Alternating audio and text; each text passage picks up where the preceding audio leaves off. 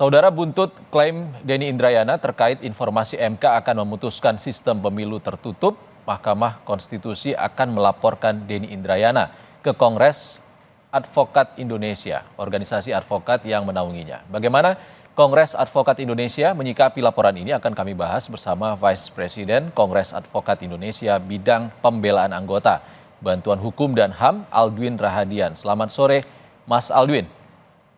Sore, Mas. Selamat sore. Kita juga berbincang dengan juru bicara Mahkamah Konstitusi Fajar Laksono. Selamat sore, Mas Fajar.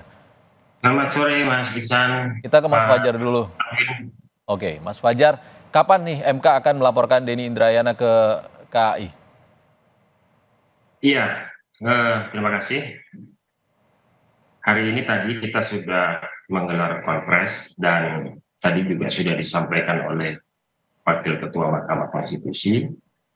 Seiring dengan tanggapan ini, seiring dengan rencana untuk melaporkan ini, tentu kita sedang menyiapkan laporan itu. Hari ini sedang kita siapkan dan mudah-mudahan dalam awal-awal pekan depan atau pekan depan lah, kira-kira laporan dugaan pelanggaran etik itu nanti akan kita serahkan, akan kita sampaikan kepada organisasi advokat, dalam hal ini Kongres Advokat Indonesia. Tentu kami mempercayakan sepenuhnya, tadi Profesor Saldi juga sudah menyampaikan bahwa ini silakan yang memberikan penilaian nanti adalah organisasi advokat itu sendiri, dalam hal ini KAI. Apakah dugaan pelanggaran etik ini betul-betul terbukti atau tidak, itu kami serahkan sepenuhnya. Insya Allah minggu depan kita sampaikan, Mas Iksan. Akan segera disampaikan. Kalau dari Mas Aldwin, bagaimana Mas merespons hal ini?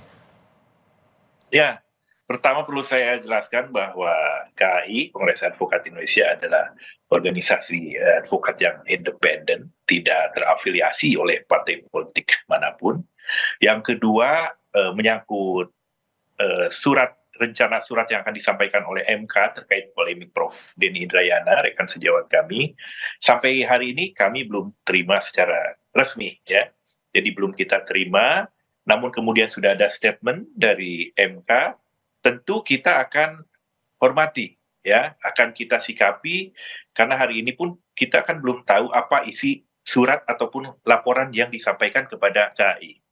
Hanya saya sebagai pribadi dan rekan sejawat Prof. Denny, kita harus sama-sama tahu juga bahwa Prof. Denny ini selain advokat, beliau itu adalah politisi dan juga akademisi. Jadi ketika kemudian statement-statementnya keluar melalui tweet, media sosial, dan lain sebagainya, tentu harus dilihat juga kapasitas beliau ini sebagai politisi atau sebagai seseorang advokat yang sedang menjalankan profesinya, gitu, yang tentu dibingkai oleh etik dan aturannya.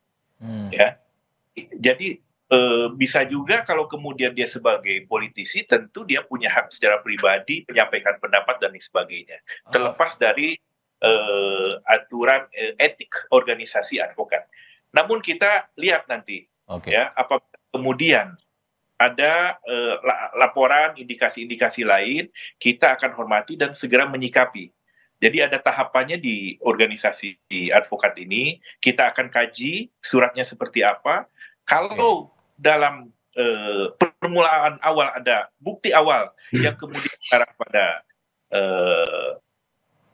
permasalahan etik, maka akan dibentuk majelis etik melalui Dewan Kehormatan.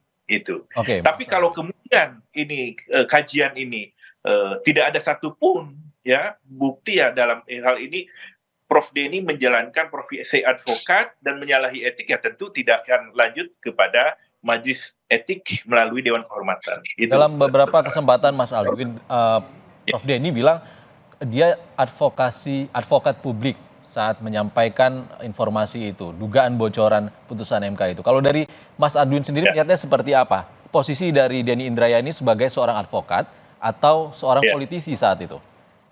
Ya, beberapa statement yang kami lihat, ada juga beliau sebagai kemudian politisi Demokrat, ya kan, ataupun beberapa statement.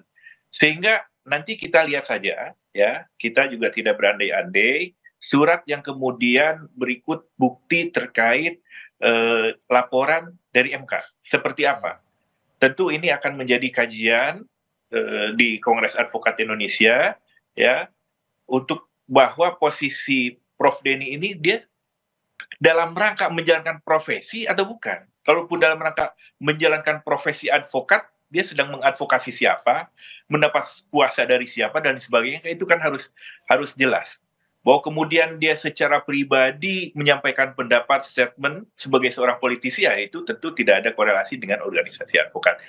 Namun kita hormati kalaupun ada surat, ya, karena sampai hari ini kita belum tahu apa isi laporan ataupun surat dari MK, ya kita nanti akan kaji terlebih dahulu. Hanya tahapannya seperti tadi yang saya sampaikan, bahwa kalau kemudian ada bukti awal, tentu KAI sebagai organisasi, salah satu organisasi advokat terbesar di Indonesia, secara profesional kita akan menyikapi, ya, akan membentuk majelis etik melalui Dewan Kehormatan. Nah, di sana kemudian akan ada panel ataupun persidangan. Tapi kalau kemudian di awal, ya, laporan kita tidak temukan apapun menyangkut unsur keprofesian dalam hal menjalankan profesi advokat, ya tentu itu bukan ranahnya Itu organisasi di advokat. luar dari wewenang dari KAI ya. Terima Iya, kasih Mas Alvin. betul, Kita ke Mas. Mas Fajar. Mas Fajar, kalau Pak Ya, Saldi Isra bilang itu pernyataan Denny Indrayana disampaikan sebelum permusyawaratan hakim dilakukan, jadi belum ada putusan.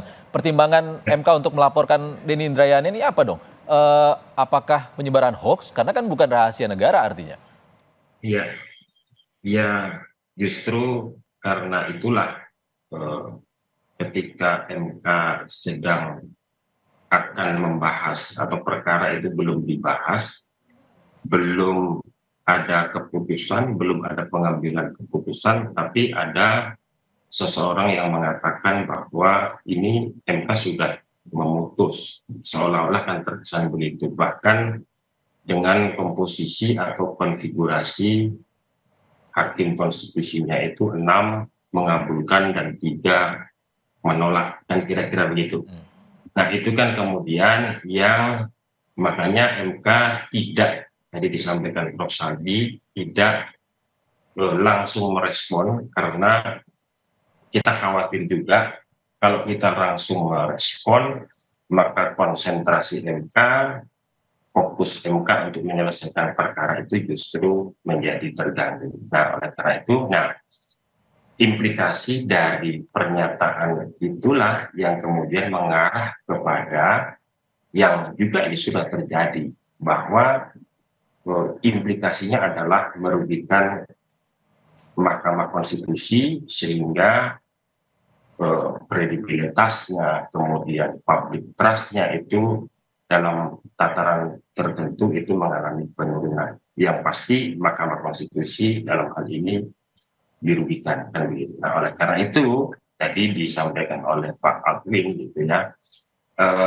kami Mahkamah Konstitusi akan melaporkan seperti apa nanti prosesnya akan kita ikuti, tetapi yang pasti begini Mas Iksan, betul bahwa Prof Denny itu punya banyak peran gitu ya. Jadi disampaikan Pak Alvin itu sebagai politisi, sebagai akademisi, dan juga sebagai advokat. Nah, oleh karena itu tentu Mahkamah Konstitusi juga secara seksama memperhatikan hal itu.